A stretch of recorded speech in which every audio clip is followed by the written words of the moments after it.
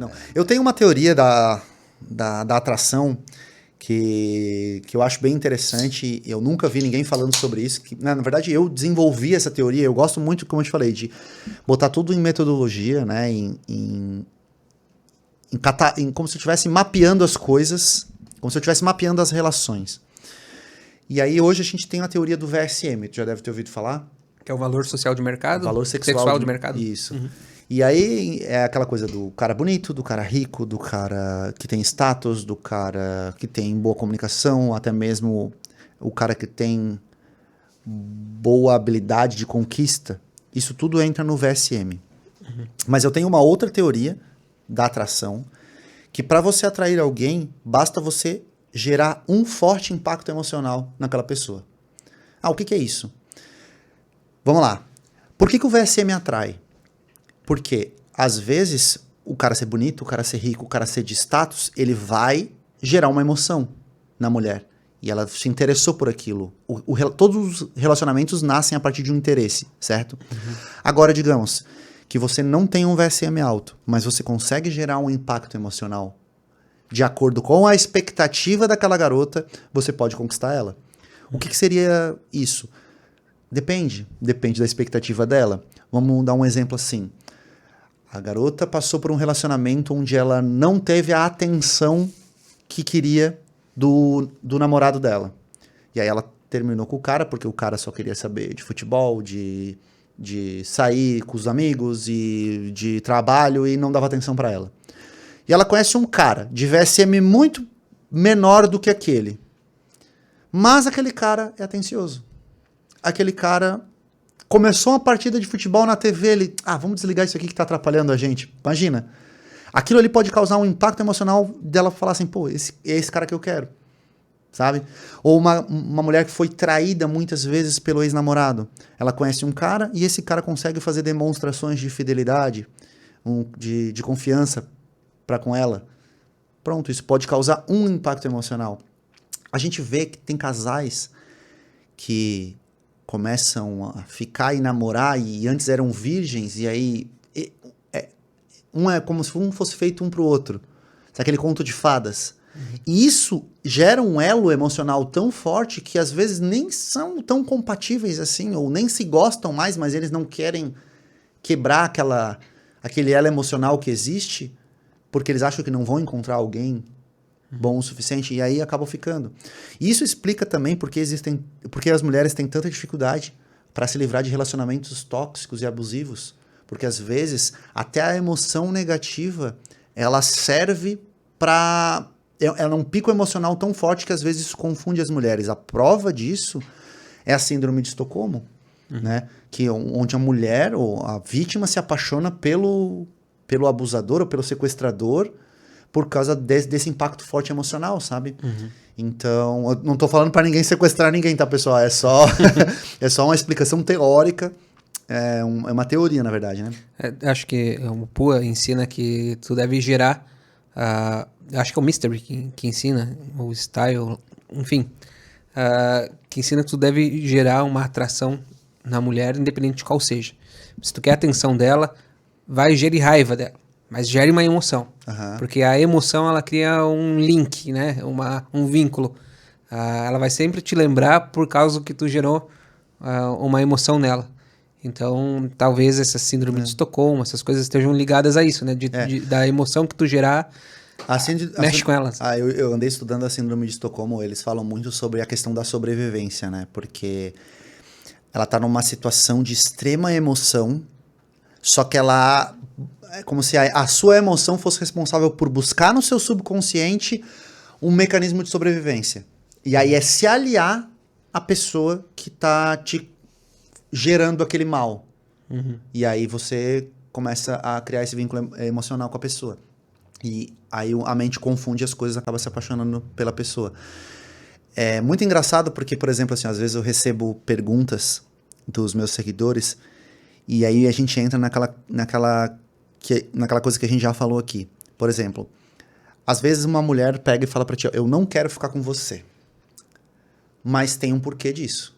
Uhum. Essa é a mulher, usando uma resposta lógica para algum pedido que você fez. Se você pedir... Por que eu falo que homens não devem pedir para ficar? Porque se você pede para ficar, você ativa o lado lógico, a garota vai olhar, opa, existe algum motivo para eu ficar com esse cara ou não ficar com esse cara?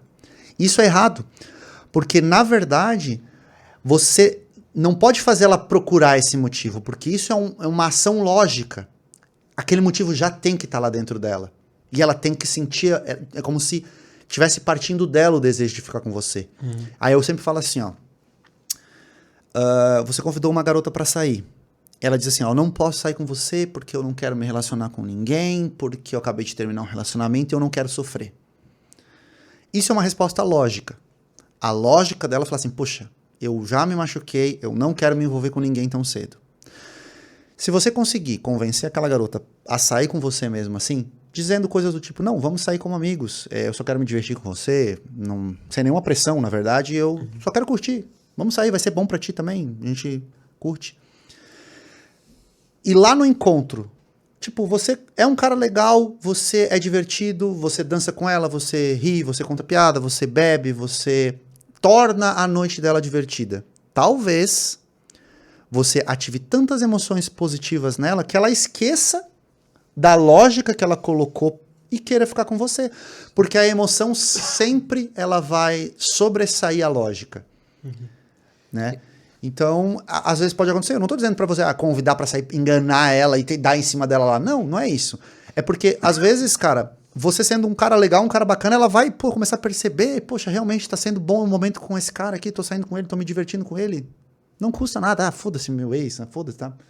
Na adolescência, eu aprendi tudo errado, né? Porque lá na fase dos 12 anos, onde tá naquela fase de perder bebê, aí tá todo mundo, teus amigos já começaram a ficar com as meninas, e aí tu também quer. Aí eu me lembro que eu perguntava para meus amigos, né? Como é que eu faço para ficar... Como é que tu faz pra ficar com as meninas? O que eu preciso fazer? Vai lá e pede. É assim que funciona comigo. Vai lá e pede. Então a gente chegava e simplesmente chegava nas meninas assim, oi, quer ficar comigo? Era assim? Foi assim que eu aprendi. E muita gente aprende assim. Então aí talvez comece a ser plantada uma semente de rejeição, porque é óbvio que a maioria das respostas vão ser não. Sim. A menos que a guria realmente te queira pra dizer sim, senão vai ser tudo não. É porque quando a gente é criança, quando a gente é adolescente, assim, a gente pensa que tudo é lógico, sabe? Quer ficar comigo, sim ou não? Essa semana eu reagi a um vídeo que me mandaram no TikTok de um rapaz, ele chega numa garota com uma abordagem legal, assim, aquelas abordagens tipo o Rodrigo Faro, eu acho algumas criativas, assim. As cantadas de pedreiro mesmo? Cantadinha de... Mas ele tava numa festinha, assim, daí ele chegou pra ela e falou assim, você não tem vergonha, não? Aí ela assim, do quê? De morar no meu coração. Aí ela, e começou a ficar envergonhada. Aí até aí eu tava achando bom. Aí depois ele pega e fala assim, ó, o que eu posso estar fazendo pra te dar um beijo? Aí eu, não, tava indo tão bem. Tipo, naquele momento ali, tipo assim, meteu a cantada. É aquilo que eu falo, é a atenção, captou a atenção.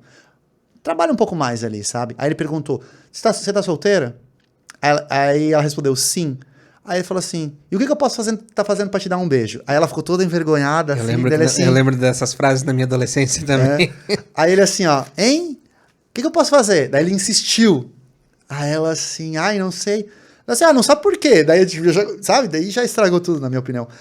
Daí ela assim, perguntou se ela tá solteira. Ele poderia ter falado assim, eu também tô. Olha só como a gente já tá combinando, né?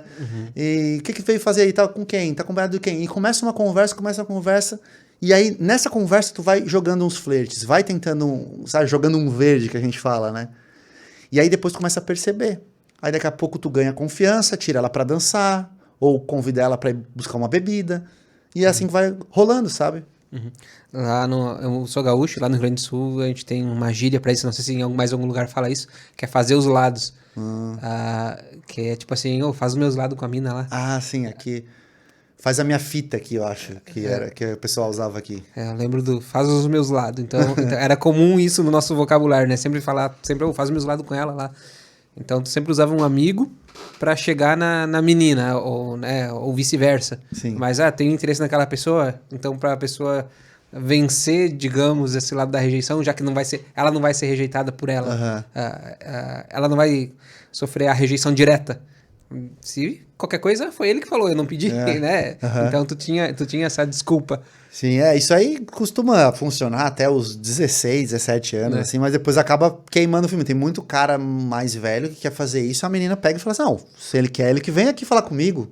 Sim. E já começa os testes, né, os cheat testes das mulheres, os testes e tal. Então, os caras, sedução, assim, ó, eu gosto muito dessa parte da sedução pra galera mais jovem, mas eu também gosto de estudar a parada mais teórica, assim, porque, assim, eu acho que hoje em dia a gente usa sedução em tudo. Nos negócios, a mídia usa na gente o tempo todo, o cinema usa na gente o tempo todo, as relações pessoais podem ser melhoradas, as relações familiares podem ser melhoradas através de conhecimento sobre sedução, porque na verdade a sedução é só uma palavra. A gente estuda comportamento, a gente estuda inteligência emocional, a gente estuda comunicação, postura, linguagem verbal, linguagem não verbal. Então, tudo isso, hoje em dia, eu considero estudos da sedução, né? Porque hoje o pessoal pensa assim, não, mas sedução é coisa para guri novo pegar a menina na festa. Não. Né? Tem alguns cursos meus, mais elaborados, que já foram... Quem comprou? Político, vendedor de loja, porque eles querem melhorar a habilidade de comunicação para conseguir estabelecer os relacionamentos deles, né? Quando eu comecei a estudar a sedução de maneira mais teórica, eu melhorei muito meu relacionamento com a minha esposa. Então, algumas pessoas podem julgar isso como uma coisa fútil, mas eu garanto para vocês que você aprender algumas ferramentas é como se você tivesse realmente com ferramentas na mão. Se você for, por exemplo, arrumar uma coisa na sua casa, você for fazer uma mudança, você precisa fazer um monte de coisa na sua casa. O que você prefere? Uma caixa de ferramentas ou só um martelo? Com certeza uma caixa de ferramentas, porque as ferramentas estão ali. Você vai usar ou não? Depende. Mas se você precisar, elas vão estar ali. Eu acho que o conhecimento é como ferramentas. Você pode usar no momento que você achar interessante e necessário.